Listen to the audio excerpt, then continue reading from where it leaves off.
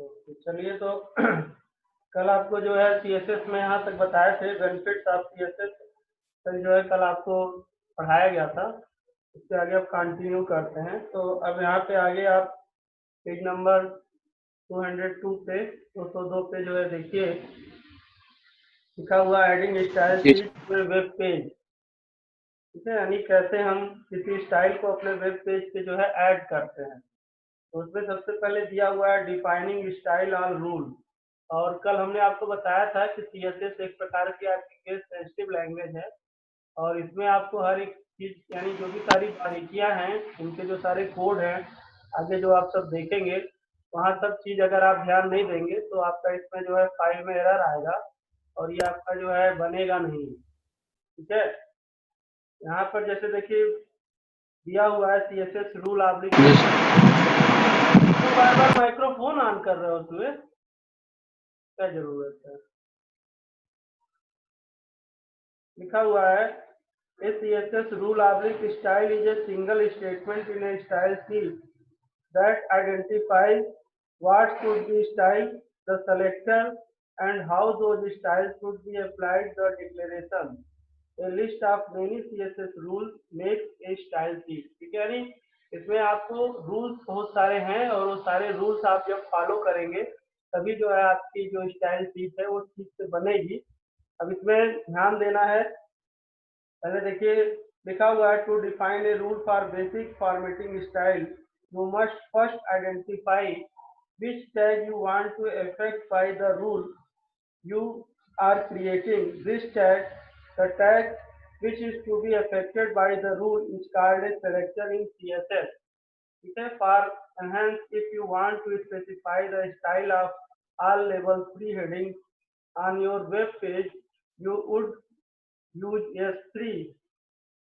ठीक है, यानी जैसे इसमें S3 दिया हुआ है, P दिया हुआ है, तो ये है कि जो आप यूज करेंगे यानी जो आप जैसे इसमें अभी क्लास व्लास भी बनता है तो आगे हो सकता है, अभी आपके बुक में हमने पूरा चैप्टर देखा नहीं, हो सकता है क्लास व्लास भी दिया हुआ है। बाकी इसका मतलब है कि आप जो टैग यूज कर रहे हो उस टैग के लिए आप वहां पर उस टैग को लिखोगे और उससे संबंधित जो प्रॉपर्टी उस पर सेट करोगे वही उस टैग के ऊपर जो है वो प्रॉपर्टी सेट हो जाएगा।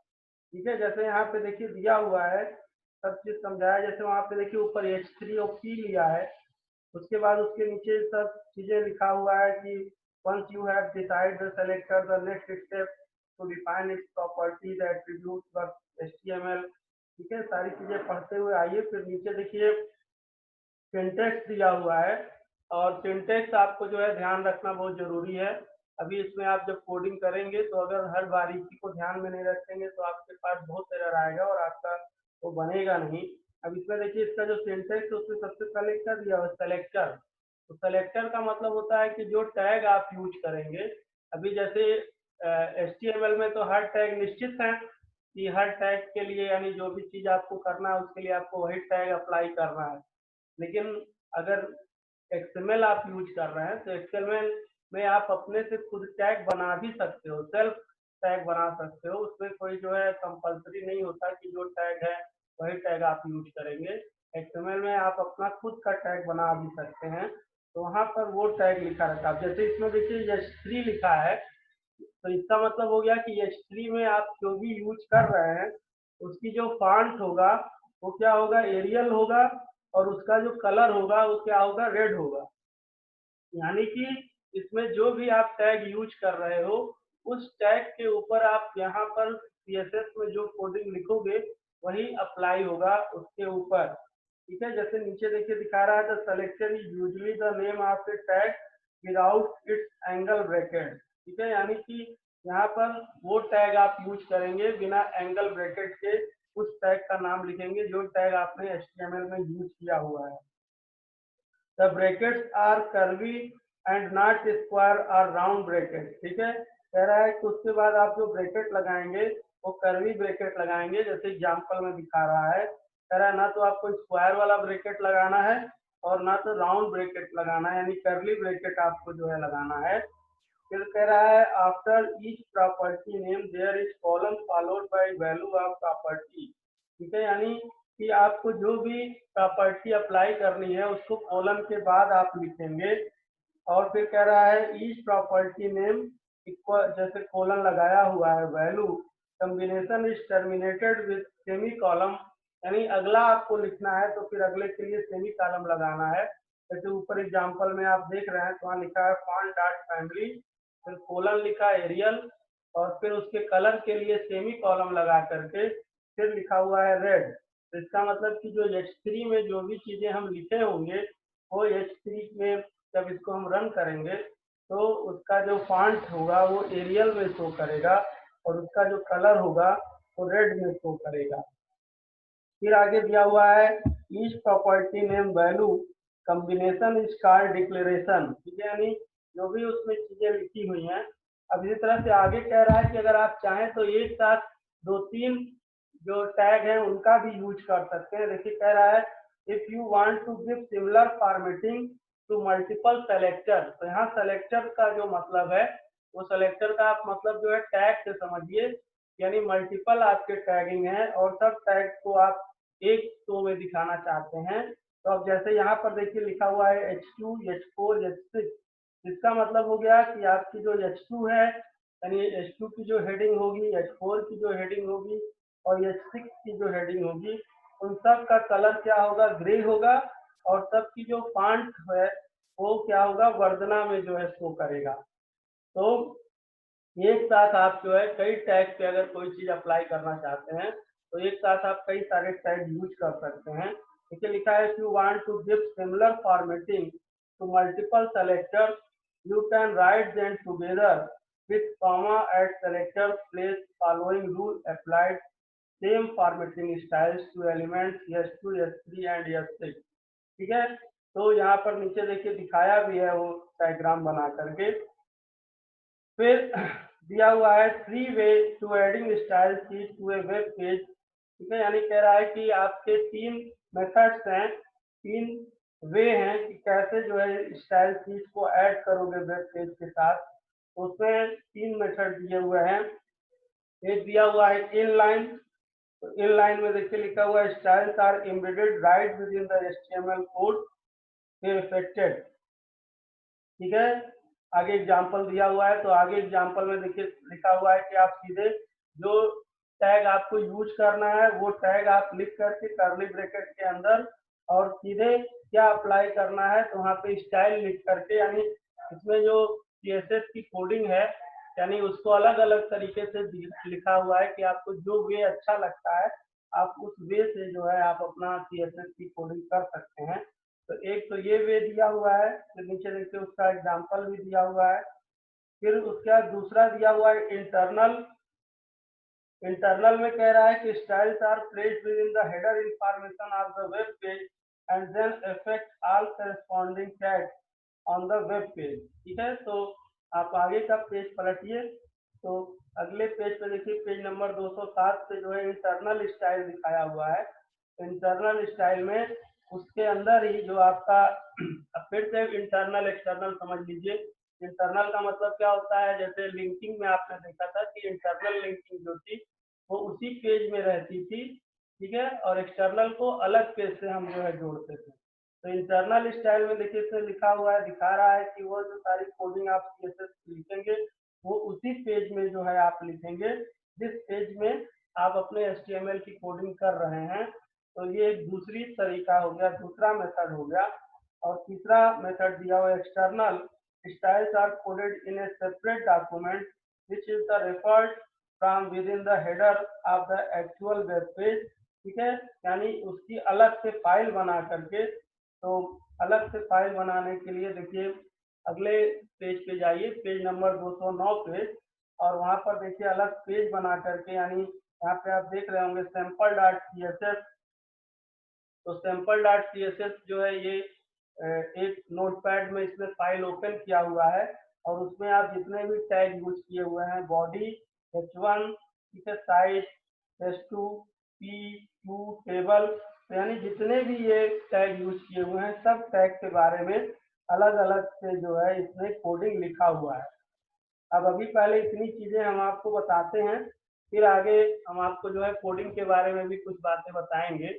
तो पहले आपको ये 3 बातें समझ में आ गई, ठीक है। यानी कोई भी आपको CSS फाइल बनानी है तो CSS फाइल को बनाने के लिए उसने कहा है कि आप 3 तरह से CSS फाइल बना सकते हैं। एक तो उसने तरीका बताया है कि जो सीधे आप टैग लिख रहे हैं उसी टैग में सीधे आप जो है उसकी CSS की कोडिंग कर सकते हैं, पहला मेथड, ठीक है। और दूसरा मेथड कि आप उसमें ऊपर जो है उसका CSS लिखते जाइए और साथ में जो है कोडिंग भी लिखते जाइए, ये आपका सेकेंड मेथड है। और तीसरा है कि HTML के लिए अलग फाइल बनाइए और CSS के लिए अलग फाइल बनाइए। तो ये जो है 3 जो है मेथड दिए हुए हैं, और इसमें जो सबसे आसान मेथड होता है वो वही मेथड है कि आप HTML की कोडिंग अलग करिए और CSS की कोडिंग अलग अलग करिए। करना चाहें तो करने के लिए उसने 3 वे दिया हुआ है, लेकिन जो सबसे इजी रहता है, क्योंकि आप जब एक ही साथ उसको लिखते हैं तो आप खुद कंफ्यूज हो जाते हैं, और जब कंफ्यूज हो जाएंगे, क्योंकि जब बहुत बड़ी बड़ी कोडिंग होती है, अभी हम आपको एग्जाम्पल के तौर पे दिखा रहे हैं, लेकिन अभी हम जो चीज़ दिखा रहे हैं अभी उसको आप बनाने की कोशिश मत करिएगा, क्योंकि हमने बहुत मेहनत किया है तब बना है। जैसे हमने जो अपनी वेबसाइट बनाई है, अभी हम आपको उस वेबसाइट की कोडिंग और CSS दोनों दिखाते हैं, आप एक बार उसको देखिए, ठीक है। लेकिन अभी आप उसको देख करके तुरंत ऐसा नहीं है कि आप उसको कर पाएंगे, क्योंकि हम भी बहुत मेहनत किए हैं, कर ले जाएंगे, ऐसी बात नहीं है कि हम आपको जो इंकरेज कर रहे हैं करें, कर ले जाएंगे, बिल्कुल कर पाएंगे। लेकिन ये है कि अभी उसके लिए आपको मेहनत करना पड़ेगा। आ रही बात समझ में सृजन? Yes sir. अभी जितनी बातें बताई वो बात समझ में आई आपको? Yes sir. ठीक है, तो अभी हम अपनी जो वेबसाइट बनाए हैं, जो वेबसाइट अपनी चल रही है, उसके अभी हम आपको जो है कोडिंग और CSS दोनों दिखा रहे हैं। आप उसको जो है अभी देखिए, फिर उसके बाद हम आपको पहले छोटी छोटी कोडिंग बताएंगे करके, फिर धीरे धीरे आप कर पाएंगे। तो हम जो है अभी आप आज आपको इतना दिखा रहे हैं, फिर आप उस चीज़ को समझने की कोशिश करिएगा और फिर आगे बनाया भी जाएगा उसको। तो हम अभी अपना ये कंप्यूटर शेयर करके आपको दिखा रहे हैं, आप देखिए।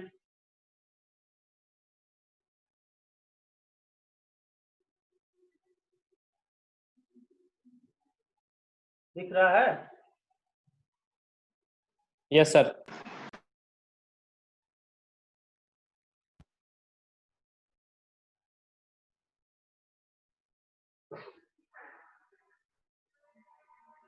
ये देखिए जो हमने बनाया है अपने स्कूल की वेबसाइट, अभी देखिए यहाँ से ओपन करते हैं। ये देखिए पूरी जो वेबसाइट है अपनी, ये सब है। इसमें जैसे अबाउट है, एडमिशन है, कॉन्टेक्ट है, कोर्स है, डिपार्टमेंट है, एग्जाम है, फैकल्टी है, गैलरी है, इंडेक्स है। तो अभी इसको पहले यहाँ से हम दिखा रहे हैं, वैसे तो साइट चल रही है। ये कोडिंग अपनी जो है हमने बनाया है, जो वेब पेज वो दिखा रहे हैं अभी आपको। आप लोगों ने वेब पेज ओपन करके देखा भी होगा, देखा है ना? यस सर, देखें।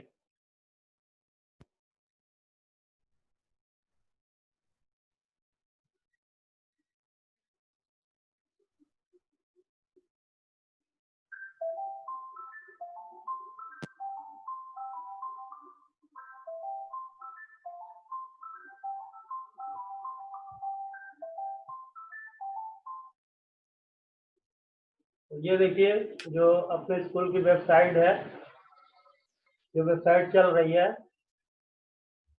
ठीक है, दिख रहा है? यस सर, दिख रहा है। तो ये है। अब देखिए आपको इसकी कोडिंग दिखाते हैं। इसमें ये सारी चीजें देखिए बनी हुई हैं। तो देखिए इसकी आपको कोडिंग दिखाते हैं। इसकी कोडिंग के लिए हम यहाँ से राइट क्लिक किए और यहाँ से, अरे सॉरी, रन होगा।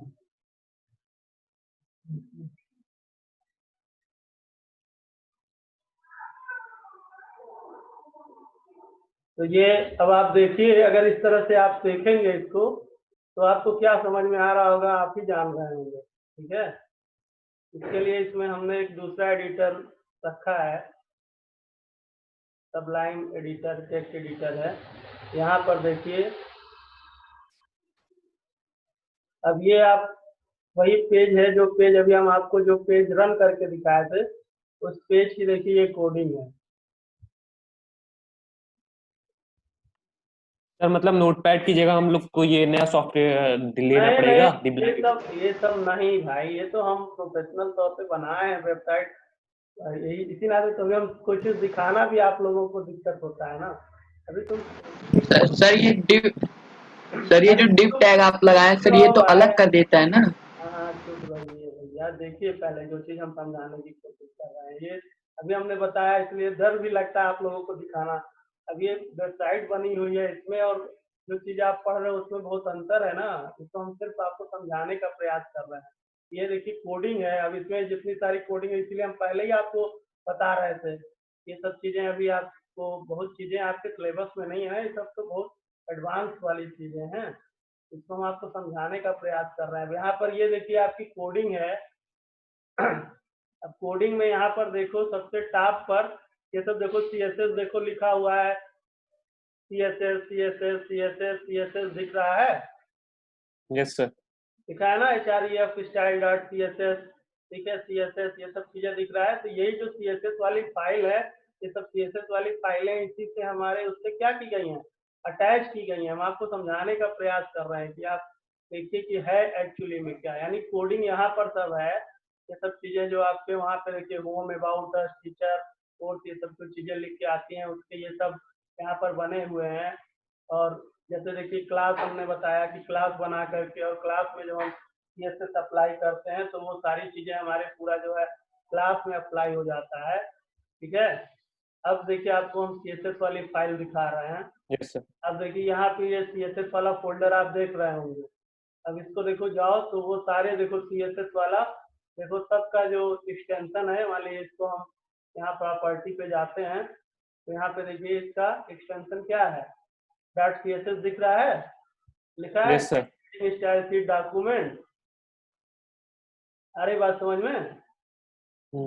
तो जितनी कोडिंग हम किए हैं उसमें अब आप देखिए तो कुल हमने, अगर आप यहाँ से काउंट करेंगे तो 1 2 3 4 5 6 7 8 9 10 11 12 13 14 15 16, लगभग जो है 16 CSS फाइल हमने बनाया है। अब इसमें से आप किसी भी जो है मान लीजिए इसको ओपन करिएगा, नोटपैड में ही मान लीजिए ओपन कर रहे हैं, देखिए क्या हालत है। इसको समझ में आ रहा है, कुछ नहीं समझ में आ रहा है ना, तो इसमें करते हैं सबलाइन एडिटर में मान लीजिए करते हैं। सर आप लिखे ब्लाइंड एडिटर में थे कि नोटपैड में? इसी में लिखते हैं। अब देखिए ये CSS यहाँ से ओपन कर रहे हैं, ये स्टाइल वाला ही था ना, वहाँ से ओपन कर रहे थे। तो देखिए इसमें जो है ठीक से सिस्टमेटिक वे में आ रहा है। अब इसमें यही देखो ये जो सेलेक्टर बता रहे हैं, तो ये सब देखो जैसे लिखा हुआ है H1 H2 H3 H4 H5 H6, ये देख रहे हो सब, यस ये सर। सब क्या है, ये सब सेलेक्टर है। अब यहाँ पर देखो सबके लिए जैसे दिया गया है कि इसकी साइज कितनी रहेगी, इसकी साइज कितनी रहेगी, ये सब जो यहाँ पे आप देख रहे हैं display 1 display 2, तो वहाँ पर वो सब चीजें यूज की गई हैं। और सबका यहाँ पर देखिए डिफाइन दिया गया है कि सबकी मार्जिन क्या होगी, मार्जिन क्या रहेगा, बॉर्डर कैसा रहेगा।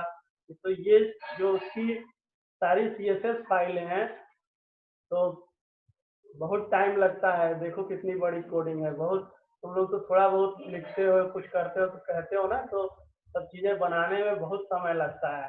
सब चीजें को देखो यहाँ पर हर चीज की देखो कोडिंग है, जैसे गैलरी है, एडमिशन है, अबाउट अस है, डिपार्टमेंट है, स्टाइल है, कॉन्टेक्ट है। तो इस तरीके से ये यहाँ पर जो चीजें आप देख रहे हैं ये कोडिंग है।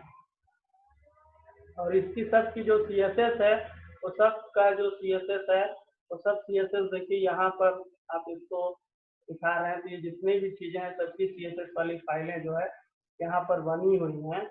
तो इस तरीके से ये आपको सिर्फ अभी हमने दिखाया है। ठीक है, तो इसको आप ये देख करके आपको धीरे धीरे भी बहुत समय लगेगा, अभी तुरंत ही नहीं है कि आप इस तरीके से बना पाओगे। ठीक, क्योंकि इसमें और भी बहुत सारी चीजें ऐसी यूज होती हैं जो चीजें अभी आपने पढ़ा ही नहीं है, जो आपके सिलेबस में भी नहीं है, बहुत सारी चीजें हैं। सिर्फ और सिर्फ हमको ये बताने का मतलब था कि जो आप बना रहे हो तो जो उसमें मेथड दिया हुआ है उसमें जो सबसे इजी मेथड होता है वो यही मेथड है कि आप HTML की कोडिंग कहीं और करिए और जो आपकी CSS वाली कोडिंग है उसको कहीं और करिए।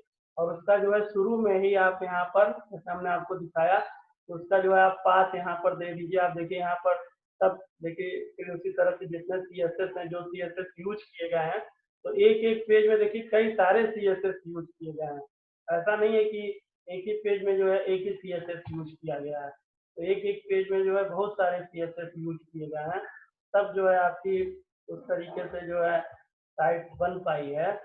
और अभी देखा जाए तो इसमें बहुत चीज़ों की कमी भी है कि ऐसा नहीं है कि फुलफिल हमने जो चीज़ बनाया है वो सब ठीक है। तो इस तरीके से कई चीजें हैं। फिर देखिए इसमें जावा स्क्रिप्ट भी यूज किया गया है। ये सब देखिए आपका यहाँ पे देख रहे होंगे आप जावा स्क्रिप्ट फाइल, जावा स्क्रिप्ट फाइल, जावा स्क्रिप्ट फाइल। स्क्रिप्टिंग लैंग्वेज भी जो है इसमें यूज की गई है और सबके लिए अलग अलग जो है बनाया गया है। इमेजेस देखिए जो सारे यूज किए गए हैं वो सब इमेजेस देखिए सब इसमें हैं, तो वो सारे इमेज इसमें रखे गए हैं।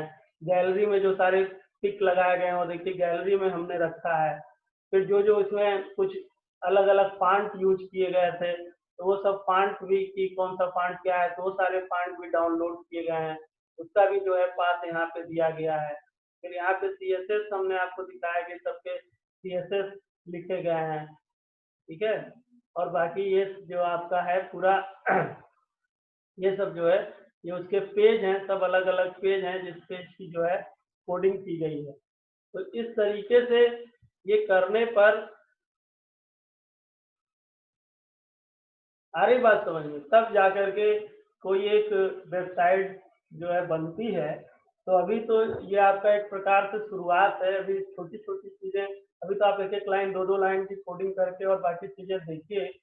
फिर जब धीरे धीरे आपको समझ में आने लगेगा तब बाकी चीजें आप अप्लाई कर पाओगे और तब जाकर के उतनी बड़ी वेबसाइट या उतनी चीजें जो है बन पाएंगी। लेकिन जैसा हमने आपको पहले ही बताया कि आप अब अपना जैसे कोई प्रोजेक्ट ले करके, जैसे हम पहले ही कहते कि कोई एक टॉपिक ले करके उस टॉपिक पे जो है आप धीरे धीरे वर्क करिए। तो जब आप उस पर धीरे धीरे वर्क करने लगोगे तो धीरे धीरे चीजें आपको समझ में आने लगेगी। कुछ चीजें का यहाँ से हम बताएंगे, कुछ बुक में है, कुछ नेट से आप जो है ले सकते हैं। तो इस तरीके से करके जब आप बनाने का प्रयास करेंगे तो हमसे भी अच्छी चीज बना पाएंगे। ऐसा नहीं है कि हमने ही बहुत जो है चीज किया है, लेकिन सिंपल जितनी अभी आपकी जानकारी है कि जितनी जानकारी अभी है इतनी जानकारी से आपको अभी नहीं बन पाएगा, क्योंकि उसको बनाने के लिए और भी बहुत सारी जानकारी और बहुत चीजें यूज करनी पड़ती हैं। क्योंकि वो एक ऐसा प्लेटफार्म है, इंटरनेट एक ऐसा प्लेटफार्म है जिसपे बहुत चीजें होती हैं। सिंपल खाली ये नहीं है कि आप खाली HTML और CSS यूज करोगे और उस तरीके से बन जाएगा। अभी उसमें बहुत सारे टैग, बहुत सारी चीजें, क्लास जैसे DIV, बहुत चीजें ऐसी हैं जो चीजें आपके सिलेबस में ही नहीं है या जानते ही नहीं हो, तो वो सब चीजें, तो ऐसा नहीं है कि वो सब चीजें आप नहीं लगाएंगे तो आपका बनेगा नहीं, ठीक है, वो सब भी उसके बिना भी बनेगा। लेकिन अब जैसे जब प्रोग्रामिंग जो होता है, प्रोग्रामर होता है तो उसको जानकारी होती है, कुछ चीजों को लगाने से थोड़े से कोड जो है स्टार्ट हो जाते हैं, बाकी ऐसा नहीं है। तो सब चीजें आप कर सकते हैं। तो अभी सिर्फ और सिर्फ जो हमारा बताने का मतलब था, मोटिव था, वो ये था कि जैसे आपके बुक में जो CSS में ये जो 3 मेथड दिए हुए हैं तो इन तीनों मेथड में आप तीनों मेथड अप्लाई कर सकते हैं। लेकिन जो सबसे जो है तीसरा मेथड है, एक्सटर्नल मेथड है, वो सबसे सुटेबल रहता है कि CSS की फाइल आप अलग जगह पे बनाएं और HTML की फाइल अलग जगह पे बनाएं। तो उसको जब आप ठीक से अटैच करेंगे तो आपको कहीं किसी प्रकार की कोई समस्या नहीं आएगी और आप उसको ठीक प्रकार से समझ भी पाओगे कि हमारी CSS की फाइल कौन कौन सी है, कहाँ कहाँ यूज कर रहे हैं। और नहीं तो अगर आप एक ही में जो है जैसे इंटरनल यूज करने लगेंगे या साथ में ही कोडिंग करने लगेंगे तो उससे जब ज्यादा बड़ी कोडिंग होती है, जैसे भी हमने आपको दिखाया, तो अभी जैसे हमने उसी कोडिंग को नोटपैड में देखा था तो आप देख रहे थे कितनी दिक्कत थी, लेकिन जब उसको हम सबलाइन एडिटर में किए तो फिर वो ठीक से सिंपैथेटिक दिख रहा था। तो उसके भी जो है बहुत सारे एडिटर्स हैं, बहुत सारे जो है ब्राउजर्स हैं, बहुत सारे कोडर हैं, बहुत ऐसी चीजें हैं, बहुत ऐसे जो है ऐप हैं, बहुत सारी चीजें हैं। अब इसको भी करने के लिए कई सारे ऐप की भी जरूरत पड़ती है। तो सब चीजों को करने के लिए जब धीरे धीरे आप पढ़ेंगे, धीरे धीरे समझेंगे, सबसे पहले तो आपको एक लक्ष्य बनाना है, ठीक है। वेब प्रोग्रामिंग या वेब प्रोग्रामर का भी जो कॉन्सेप्ट होता है, जो लक्ष्य होता है, वो बहुत ही जो है वो भी कठिन है। तो सबसे पहले तो आपको क्या करना है, आप जब उसको बना करके उस लाइन में चलोगे, मेहनत करोगे हर चीजों को करने के लिए, अब आप इतने बड़े हैं, मेच्योर हैं, सारी बातें समझते हैं, यानी कोई भी काम को करने के लिए बहुत जो है समझदारी और बहुत मेहनत करना पड़ता है, तब चीजें समझ में आती हैं। तो आपको अगर ये लाइन अच्छी लग रही है तो आप अभी से उसमें जो है समझिए और ठीक प्रकार से मेहनत करेंगे, समझ में आएगा। हम सारी चीजें आपको बताएंगे। अभी जो आज हमने आपका टॉपिक लिया या जो चीज हमको आपको समझाना था वो यही था, लेकिन मेथड तो हम आपके बुक में जितने हैं वो सब बताएंगे, आप सब चीजें उसको अप्लाई करके देख पाएंगे। ठीक है, लेकिन जो हमारा अपना जो एक तरीका है या जो हम ये बता रहे हैं उसमें जो है हमको लगता है कि सबसे सुटेबल ये है कि आप HTML कोडिंग अलग जगह पे करिए और CSS की कोडिंग अलग जगह पे करिए, और साथ में जो है दोनों को लिंक कर दीजिए जैसे अभी हमने ऊपर आपको दिखाया। तो उस तरीके से जो है आपका इजी मेथड है और उससे आप ठीक प्रकार से CSS और HTML दोनों को समझ पाएंगे। तो आज हम इतनी ही बातों के साथ सर क्लास ओवर कर रहे हैं। सर हाँ सर पेज में सर जैसे मान लिया अगर ना समझ में सर कमेंट करे भी तो पेज में ही कर सकते हैं सर, कमेंट कर दें ये यहाँ पे ये है, फिर उसके बाद उसे कर दें CSS। ये तो वही तो बताया कि जब बहुत बड़ी प्रोग्रामिंग करोगे तो कितना कमेंट करोगे, कितना लिखोगे, बहुत लिखना पड़ता है। सर हम्म। सर जैसे सर आप मतलब नोटपैड में भी तो सर स्पेस कर करके न्यू न्यू लाइन से लिख सकते हैं, जैसे आपने उसमें दूसरे सॉफ्टवेयर में किया था, हाँ वैसे ही सर हाँ नोटपैड में बिल्कुल। भी तो कर सकते हैं। हाँ बिल्कुल कर सकते हैं, ऐसी बात नहीं सर है। इस सर इस सर इसमें मल्टी लाइन कमेंट नहीं होता सर? नहीं, मल्टी लाइन का मतलब वही है कि उसको फिर तुम वैसे ही बढ़ाते जाओ जैसे उसमें दिया हुआ है, जितना जो भी चीजें लिखना है, कितना कमेंट लिखोगे। ये कमेंट का क्या मतलब होता है? कमेंट का मतलब होता है शार्ट नोट ना, हल्का सा समझने के लिए, कि पूरा उसमें ब्यौरा लिखोगे कमेंट में। आ रही बात समझ में? आपको भी कौन सा मेथड सही लग रहा है तीनों में? वही सर एक्सटर्नल वाला सर, CSS अलग करके वो और वो अलग करके HTML वाला। वो जो है ठीक रहता है, उससे जो है चीज़ें समझ में आती हैं। बाकी आपके बुक में जो इधर कोडिंग दिया हुआ है, तो अभी कल संडे है तो आपका क्लास चलेगा नहीं, तो इसके लिए जो आपके एग्जाम्पल दिए हुए हैं, इन एग्जाम्पल को, यही आपका एक प्रकार से आज का होमवर्क है। जैसे एग्जाम्पल जो है 5.1 दिया हुआ है पेज नंबर 205 पे। ठीक है, यस सर। जी सर।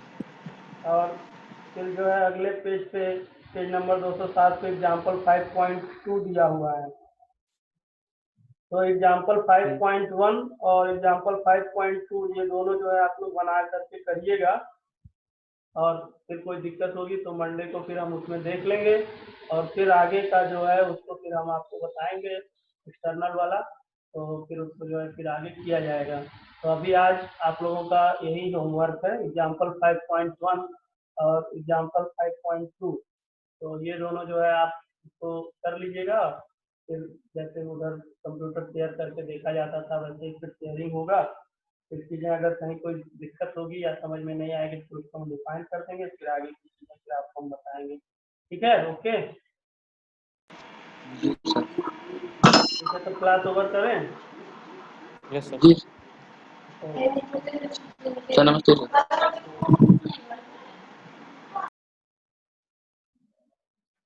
और किसी कुछ पूछना है? आनंद? से स्कूल कब खुलेगा? अरे भैया वो चीज़ अभी हम नहीं बता पाएंगे, अभी उसका जवाब मेरे पास नहीं है। अच्छा, आप एक बार बोले थे 1 तारीख से खुलेगा। हाँ, तो जैसे जो सूचना मिली थी बताया गया था, अब अभी तो कोई इंफॉर्मेशन नहीं है इससे संबंधित। ठीक है, ठीक है सर। ठीक है, गुड बाय।